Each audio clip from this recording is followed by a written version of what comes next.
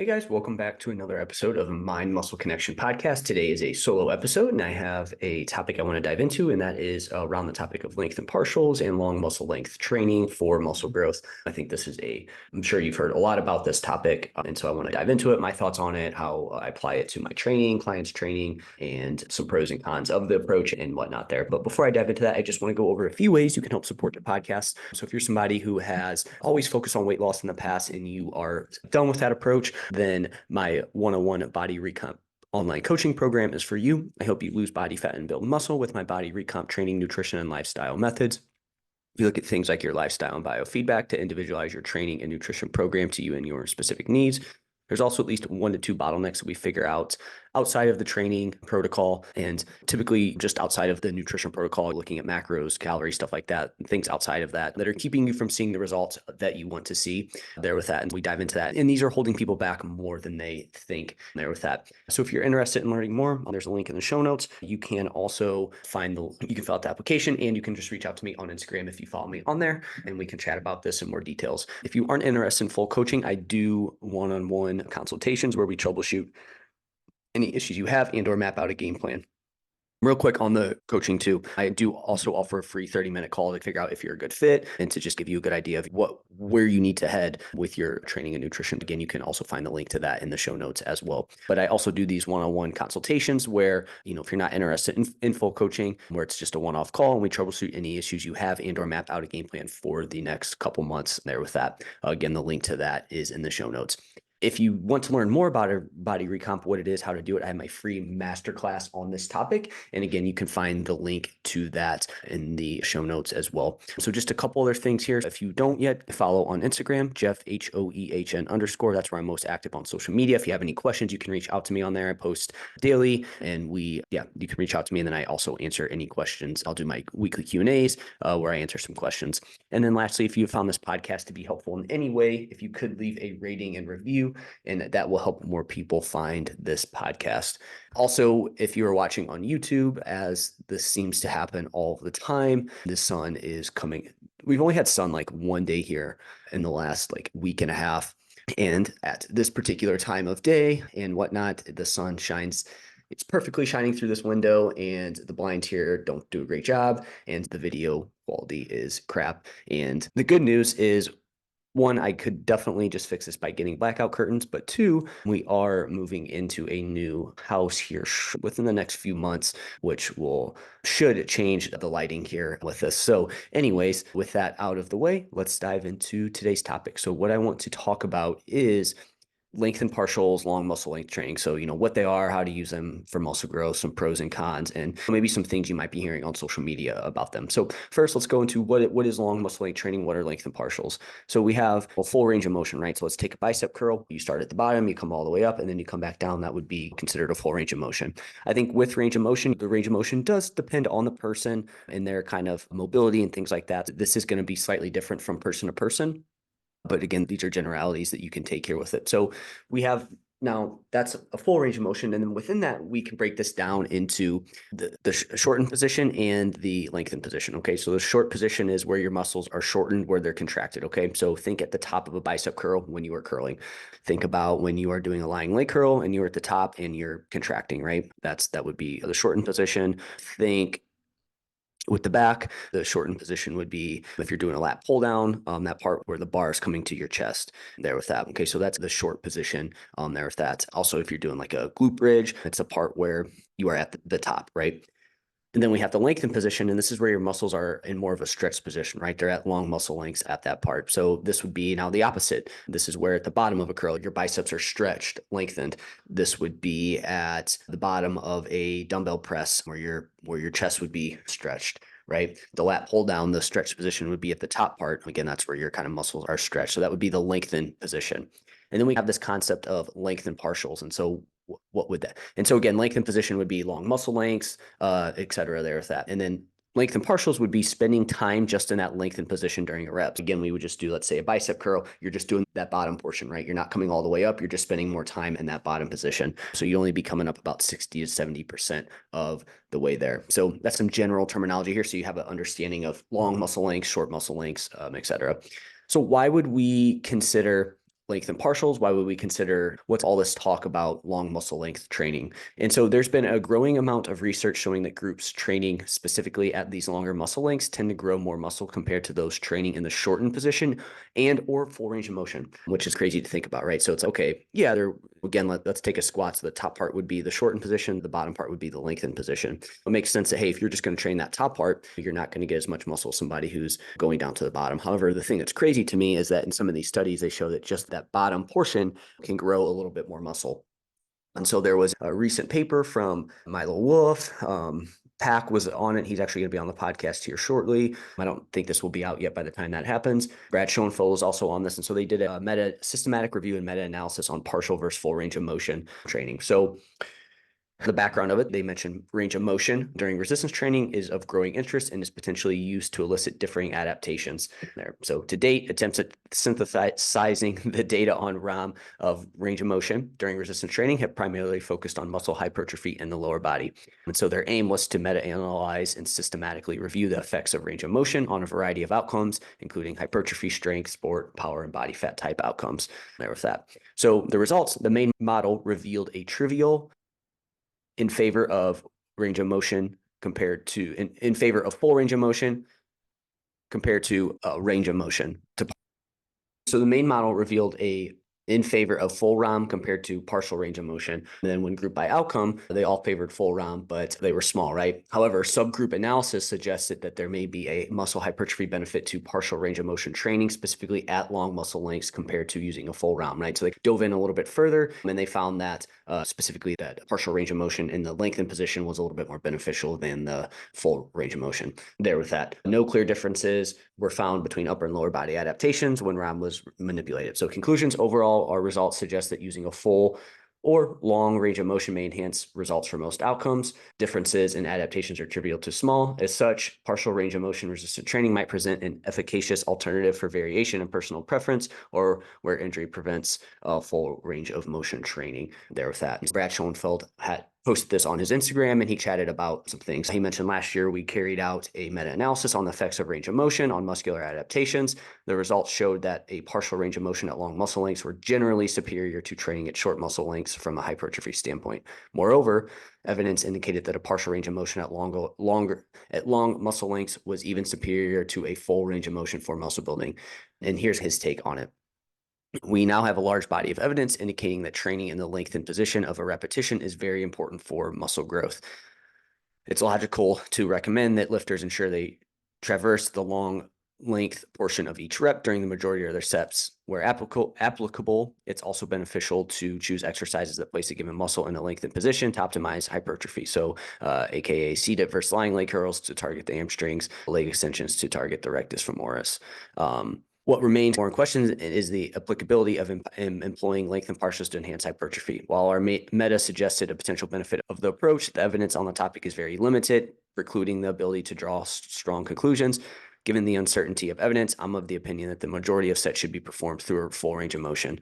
And because of this, we can't rule out the possibility that the shortened length portion of reps have synergistic effects on hypertrophy when combined with long length training. That said, there may be utility to including some long length partials as an advanced training method. This could be done either as a separate set or which is what he favors, at the end of a set where you train close to failure and the last few reps is performed lengthened partials.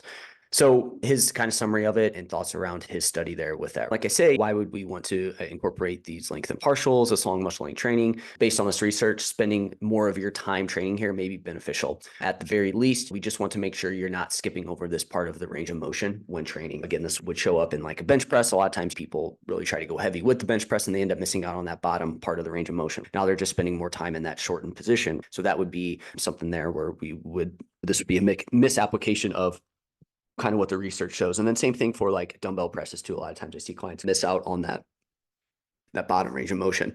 But where else you could also potentially use this would be like in a lat pull down where, again, you're at the top and you come all the way down. And the reason you end up stopping a set is because you can't get a full range of motion. As I mentioned earlier, that bottom range of motion is the shortened position. So if you're stopping there, That's also the hardest part, right? So that's the hardest part, and you're stopping because of that, because you can't get a full range of motion. There's likely you're missing out on some potential benefits of being in that lengthened position. How you could utilize this is just make sure that you don't stop your set just because you can't pull all the way down, right? You might want to try to get a little bit more in that higher position, right? In that lengthened position there with that.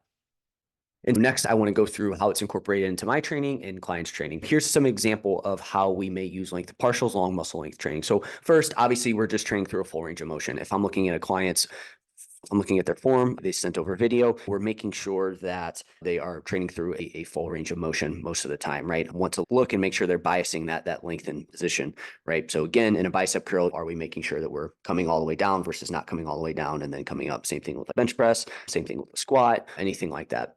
But how we may incorporate a lengthened partial there. So again, like overall, we want to make sure full range of motion, we're not skipping out on that lengthened position. How we may take this a bit further, if we incorporate some lengthened partials to maybe take advantage of the potential benefit here of just training in that long muscle length part of the range of motion, is we may do the first couple sets is a full range of motion, and then the last set, it may be a lengthened partial, right? So in a curl, you may be training full range of motion, and then in that last set, you may do just 60 to 70% of the range of motion and spend a little bit more time in that lengthened position.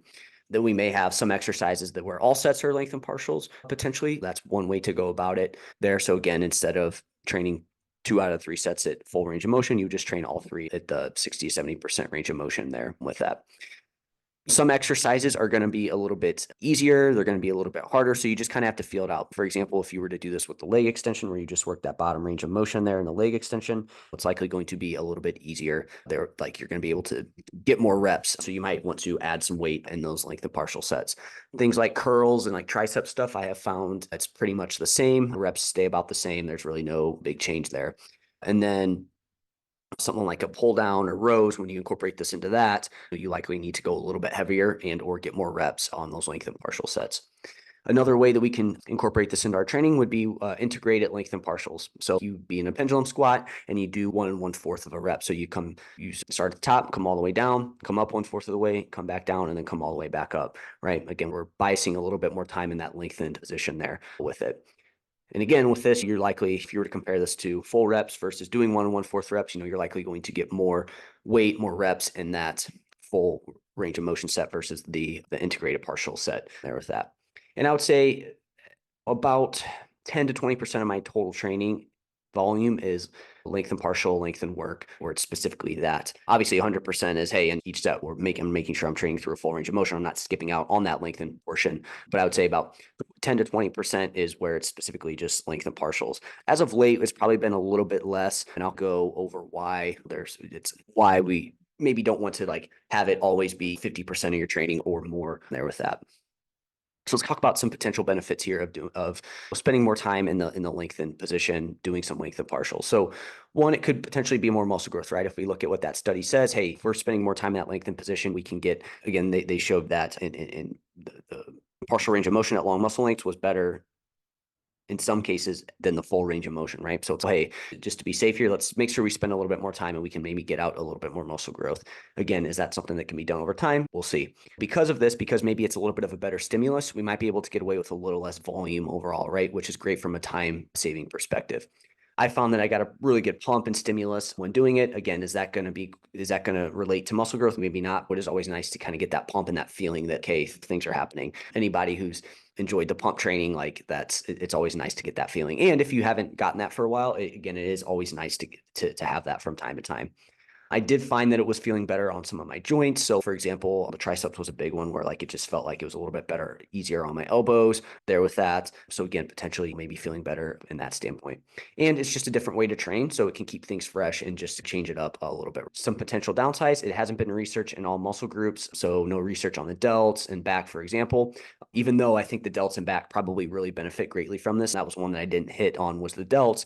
If we take like a dumbbell lateral raise, on that bottom position, there's not much tension there. And that would be the lengthened position for your delts. There's just thought that, okay, if you've thrown more cable work at like wrist height, that can be a great way to load those delts in that lengthened position. They get a lot of tension there, maybe incorporating a little bit more there with that. But in saying this, there's been no direct research on the delts for that. Same thing, there's nothing on the back. And just overall, there isn't a ton of research on this topic. So it's not like we have hundreds of studies on this topic. From my understanding, I think it's somewhere around 5-ish, give or take a couple. And so it's not a ton. So we obviously need more data on this. Some people may think you are ego lifting in the gym. That was a big thing that I needed to get over. I used to really pride myself on full range of motion training. And then now I'm like doing rows where I'm not coming all the way to the top, and it can be like, oh, this guy's just ego lifting. But again, we're doing this for a particular reason there on that. It feels slightly different. And then the last one is it feels slightly different at first. It may take some time to get used to doing them. It is a little bit different there with that. A couple other kind of things I wanted to hit on is, there's some people on social media that kind of talk about, hey, this isn't great for trained lifters. Is that the case? Again, I think this will be something that comes out over time. So it's, hey, if you've already got a ton of muscle, is this going to be something that is beneficial to you there with that? And then my other kind of thought on this too, potentially, is, does it wear down over time? Is it something where, hey, if you maybe really didn't bias full range of motion, and then now you really focus on that lengthened position, it's, hey, yeah, that's going to be this massive like new stimulus. It's novel. We haven't done it. So that obviously is going to be super helpful there. But then, the longer you do it, does the impact of it start to wear down to where it's, hey, you probably don't want to just do lengthened partials. You're probably going to be missing out on full muscle development if you're not doing that shortened position. As Brad Schoenfeld mentioned here, we can't rule out the possibility that the shortened length portion of reps have synergistic effects on hypertrophy when combined with long length training. So again, we want to make sure that it's probably not a bad idea to continue to train through that full range of motion, just to make sure you get all aspects of that range of motion. So again, could it wear down over time? Again, we don't know for sure, but that's just a thought here with some of this stuff here. So I think really, to sum up this topic, you don't have to do these, but it might be a good idea to throw some into your programming to test out, and that's specifically lengthened partials there with that, where you just work that lengthened position and cut out the shortened. In saying this, I think, again, a good rule of thumb is to train through a full range of motion more times than not, and just make sure you are hitting that part where you're getting that long muscle length in there, right? Again, so in a bicep curl, you're not skipping out on that bottom portion. Bench press, you're not skipping out on that bottom portion. I think if you do that, you're going to see most of your results there with that. But again, maybe from time to time to change things up slightly, just to get a little bit of a different stimulus, you throw in some specific length and partial work there with that. And again, if you're somebody that hasn't done this, I think you'll really see a good benefit. If you're somebody who's always trained through a full range of motion, it's worth it to try out some length and partials to just see there with that. And again, maybe you do that for a couple months and then you cycle out of it. Don't do it for a little bit, and then you bring it back in later when you need to change up the stimulus slightly there with that. That's kind of my thoughts on length and partials and long muscle length training. Again, when in doubt, train through a full range of motion and you will be good to go. But again, maybe incorporating some length and partials from time to time can be super helpful for you. So that is it for this episode. Let me know if you guys have any questions, and I will chat with you next time.